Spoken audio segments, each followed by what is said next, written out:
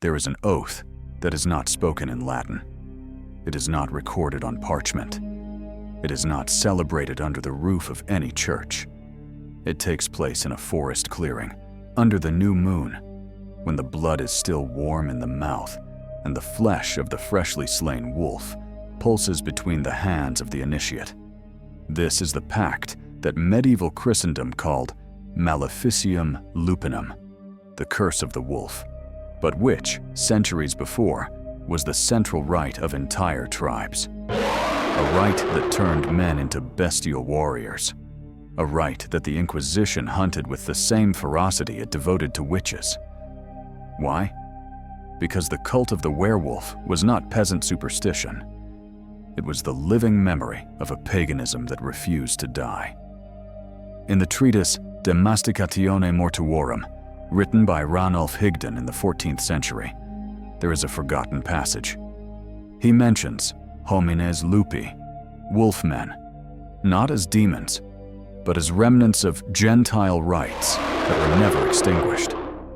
Sabine Baring-Gould, in The Book of Werewolves, 1865, goes further. He documents that in 17th century Livonia, courts tried men who confessed to belonging to lunar orders, brotherhoods that celebrated metamorphosis as a sacrament. So the question that runs through this episode is, what did these orders really do? What pagan knowledge did they preserve? And why did the church need to exterminate them with such violence? Before we answer, you need to know about a symbol. It appears on Baltic amulets, on Scandinavian rings, on tattoos found on exhumed bones in Thessaly. A moon split in half, with a claw piercing the circle. Remember this symbol. It will return. And when it does, you will understand why it was forbidden under penalty of the stake. To understand the werewolf cult, you must first understand that it was never a single phenomenon. It is a web of parallel traditions spread throughout pagan Europe that share a common ritual structure. The belief that a human can cross the boundary of species through a pact of blood and moon. There are three major documented lineages. The first, the Ulfhednar, Nordic warriors who wore wolf pelts and entered a battle trance, described in Icelandic sagas as Odin's wolfmen. The second, the Luperci, archaic Roman priests who during the Lupercalia, the February festival, ran naked through the streets of Rome, covered only in the hides of sacrificed wolves, striking women to ensure fertility. The third, and most secret, the Fork Vukodlak, a Slavic term that referred both to the werewolf and to the sorcerer capable of assuming a lupine form at will, recorded in Serbian and Bulgarian chronicles between the 10th and 15th centuries. These lineages did not know each other. They exchanged no letters, but all of them practiced variations of the same rite: the ingestion of raw flesh, consecration under a specific moon, and the belief that the wolf was an ancestral spirit that could be worn like a second skin. Montague Summers, in The Werewolf, 1933, calls this initiatory lycanthropy, voluntary, ritualistic, controlled metamorphosis. Not madness, not demonic possession, tradition. The Ulfhednar operated in the forests of Scandinavia, the Luperci in the hills of Latium, the Vukodlak on the plains of the Carpathians, and in the valleys of Thessaly. When Rome fell and Christianity advanced, these orders retreated to the peripheries, but they did not disappear. They adapted. They camouflaged themselves. They became night cults, celebrated far from villages, far from monasteries, far from the eyes of the church. And it was precisely this resistance that made them a target. In Fortior, 1214. The Bactor, Lateran Council, mentions, for the first time in a papal document, the need to combat sects that invoke bestial spirits. It is not a vague reference, it is a recognition. These orders exist. They have structure, they have liturgy, and they refuse conversion. But there is something all these cults respected, an absolute taboo, a material that could never touch the skin of the initiate during the rite. You already know what it is: silver. But why? What does silver do? That I cannot tell you yet. Keep the question. It will be answered when we speak of the totemic object. Before that, you need to understand what happened inside the ritual, the rite of passage into initiatory lycanthropy. Was not symbolic. It was carnal. It was literal. It was irreversible. It always began the same way. The candidate was taken to a forest clearing, far from any settlement, on the night of the new moon, when the sky is darkest, when sunlight is most distant. There, the elders of the order, those who had already crossed the boundary, would slay a wolf. Not just any wolf. It had to be a male, adult wolf, hunted in the wild, never domesticated. The animal was killed with a bronze blade or flaked stone. Never iron, never silver. The blood was collected in a horn chalice. And then came the first transgression. The candidate drank. He drank the blood still warm, still pulsing. This is not metaphor. The records of inquisitorial trials in Livonia between 1692 and 1693 contain detailed confessions. I drank of the wolf. I wore the wolf's skin. I ran with the wolves. Liturgical hematophagy. Bestial communion. The wolf's blood was treated as a vehicle of transmission, not of disease, but of essence. The Ulfhednar called it Hamr, the spirit form, the second skin that lives within every warrior, but awakens only when fed. The Vukodlak called it Vukodlacina, the lupine seed, planted in human blood. After ingestion came the second stage. The candidate was wrapped in the skin of the slain wolf, a hide still damp, still smelling of moss and blood. He remained that way for 3 consecutive nights. No food, no water, only the skin and the new moon above. On the third dawn, if he survived, and many did not, he was considered reborn. He now bore the lunar stigma. What is the lunar stigma? It is the term used in 15th century bestiaries to describe the physical marks the ritual left behind. Spontaneous scars appearing on the chest and arms, always in asymmetrical patterns. Extreme sensitivity to direct sunlight, causing headaches and nausea. And most disturbing of all, residual hematodipsia. The compulsion to drink blood, not as nourishment, but as an anchor, a reminder of the pact. This is recorded. It is not invented folklore. It is judicial testimony. But the ritual had a third component, and this one was the most secret. After the 3 nights, the initiate received an object, one he was to keep for the rest of his life, an object that, if destroyed, would break the pact and kill him. It differed in each tradition. The Ulfhednar bore a twisted iron ring engraved with runes.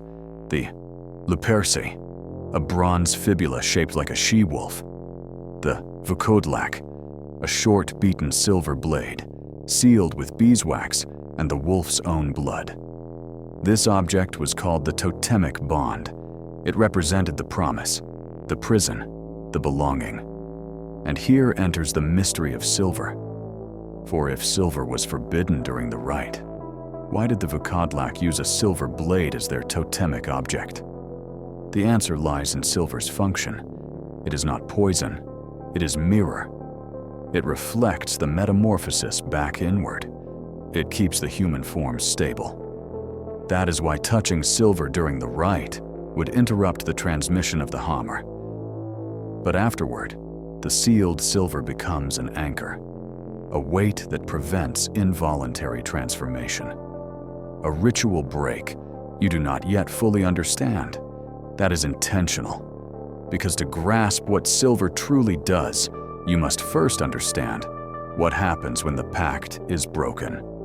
When someone tries to leave the order, when someone loses the totemic object, and that you will see now. The lunar stigma was not a mark of power, it was a mark of imprisonment. Those who underwent the rite carried within themselves forever a split being, part human, part wolf, part neither. This had immediate physical consequences. First, solar hypersensitivity. The initiates did not burst into flames under the sun like the vampires of legend, but direct light caused sharp pain at the base of the skull, blurred vision, and, in extreme cases, convulsions. That is why the orders operated at twilight, at dawn, under fog, never at midday. Second, cyclical hematodipsia. It was not constant hunger. It was a desire that came in waves, synchronized with the lunar cycle. During the full moon, the body demanded blood. It didn't matter from where, animal, human, one's own. Some initiates learned to control it through ritual fasting. Others did not.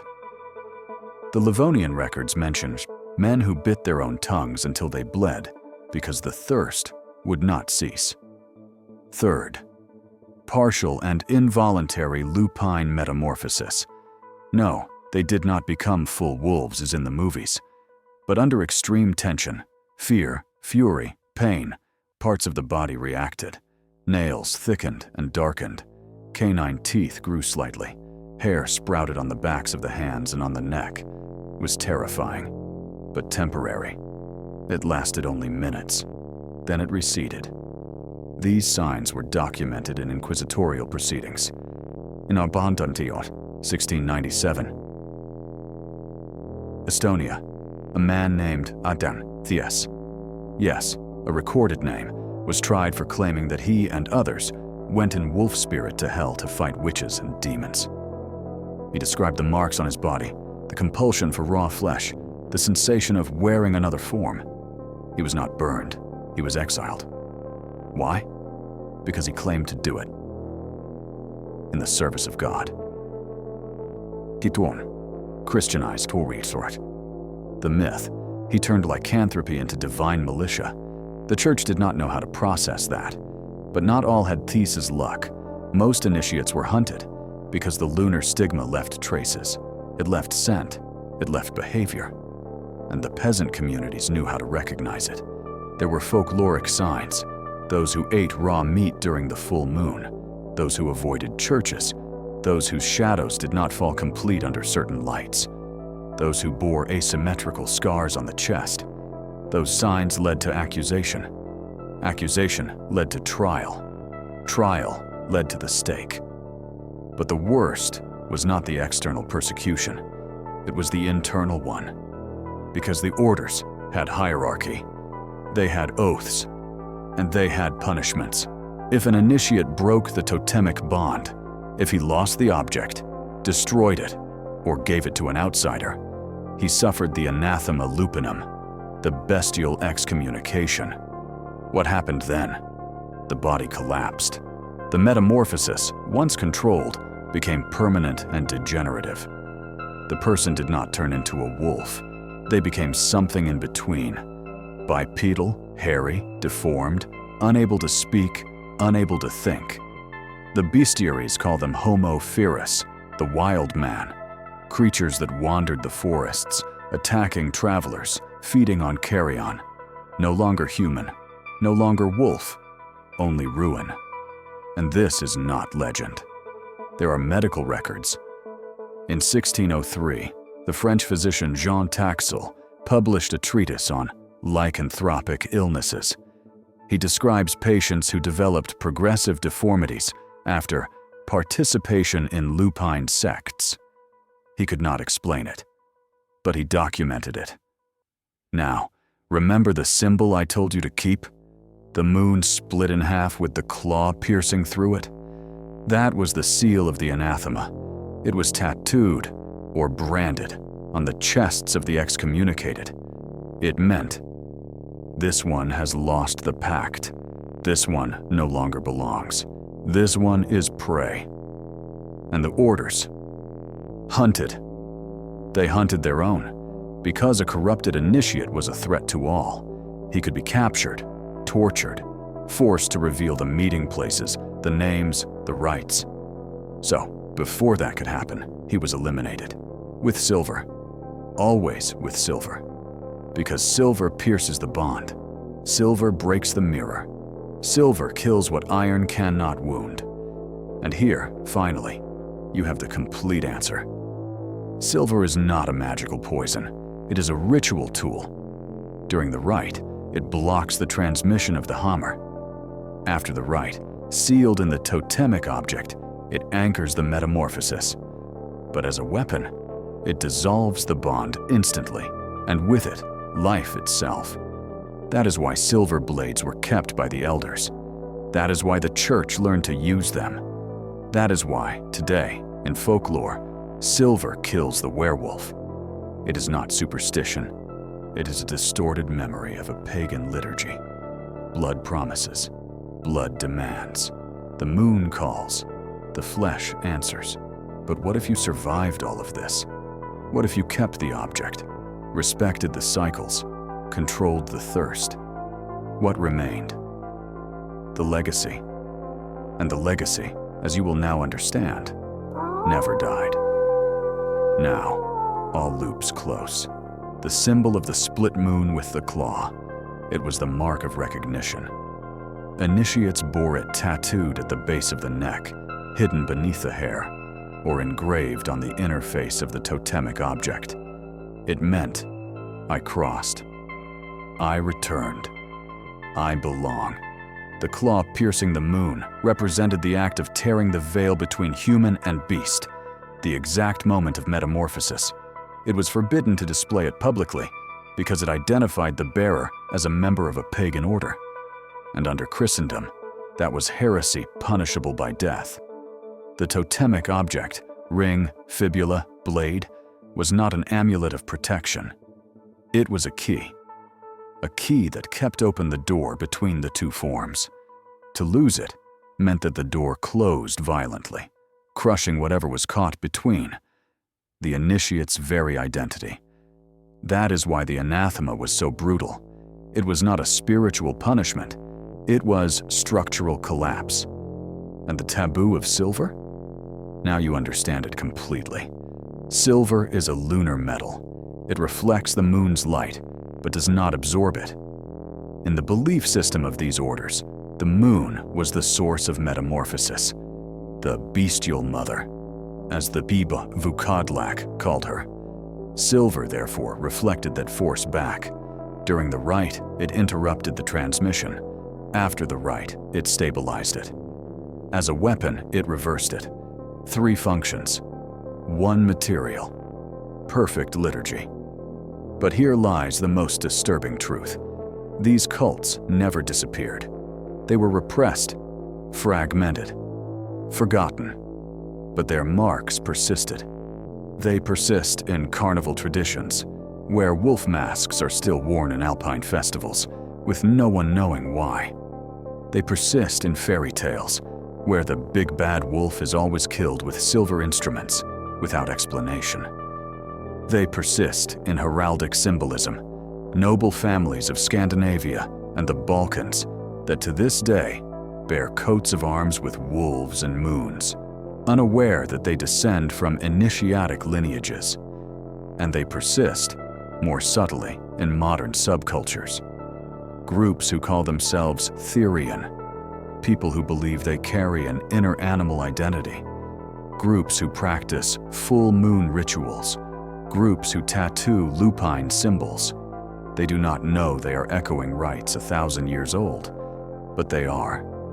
Because the lunar stigma was never only a physical mark, it was a cultural mark, a collective trauma, a religious repression that pushed pagan knowledge underground, but did not kill it. Anne Rice wrote, in Interview with the Vampire, "Blood is life, and life is the secret." She was speaking of vampires. but the phrase applies to werewolves because the blood of the wolf, drunk in ritual, did not transmit a curse. It transmitted belonging. It transmitted lineage. It transmitted a secret that could only be understood by those who crossed the boundary. And Stephen King, in Cycle of the Werewolf, or Nonto, wrote, "The beast lives where the light does not reach." It is not merely horror, it is diagnosis, because the werewolf cults operated precisely there, at the edges of Christian civilization, where the light of the church didn't reach. In the forests, in the mountains, in the forgotten valleys. They were, literally, the beast that lived where the light does not reach. And when the light arrived, when the Inquisition advanced, when the tribunals were installed, when the pyres were lit, what happened? The beast retreated, but did not die. It adapted. It camouflaged itself. It became folklore. And folklore is disguised memory. So, what remains of the werewolf cults today? Remains the symbol of the split moon, tattooed on bodies that do not know its meaning. Remains the folk aversion to silver, repeated in films that do not understand its origin. Remains the archetype of the werewolf. Not as monster, but as liminal being. The one who belongs neither to civilization nor to the wild, the one exiled from both. And remains the question that crosses the centuries. What was lost when these orders were exterminated? What knowledge of the body, of identity, of metamorphosis was erased? Because these orders were not merely cults, they were systems. Systems of understanding the relationship between human and animal. Systems that Christendom could not process, and therefore destroyed. Blood promises, blood demands, the moon calls, the flesh answers, and the answer still echoes, even if we no longer know how to hear it. So, here is the question that remains. If the werewolf cults were repressed centuries ago, why do their symbols keep appearing? Why, in 2024, did archaeologists in Poland find a collective grave with 12 skeletons, all bearing signs of violent death, all buried with silver blades driven through their chests, all marked with the same tattoo at the base of the neck, a split moon with a claw? Why, in remote Romanian villages, do elders still refuse to leave their homes on the Tina new moon, claiming that those who wear the second skin walk on that night? Why, in online occult forums, do people still search for rituals of lupine transformation, and some claim to have found them? The answer is simple. Memory does not die. Memory transforms, and cults once buried by the Inquisition now resurface as subculture, as identity, as quest. Perhaps you have never drunk wolf's blood.